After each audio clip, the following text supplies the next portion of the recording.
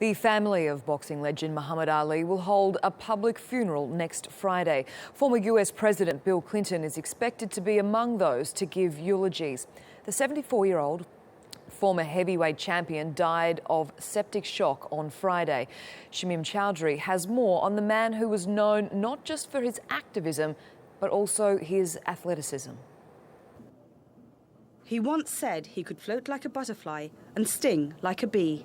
The famous words that epitomise the unshakable confidence of three-time world heavyweight champion Muhammad Ali.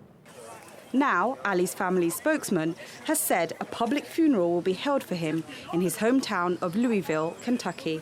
It's going to be in the Muslim tradition. Obviously, that's why the Imam is leading it. But Muhammad truly loved all people.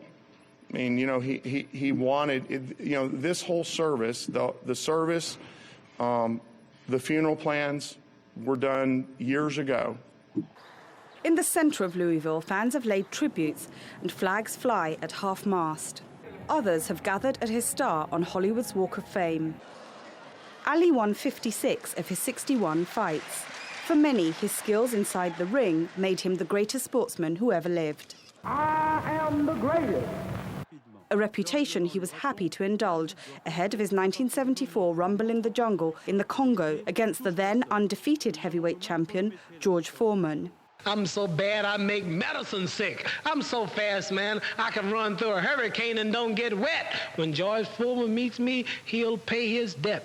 I can drown a drink of water and kill a dead tree. Wait till you see Muhammad Ali. But he was just as well known for his outspoken comments on injustice, racism and religious intolerance.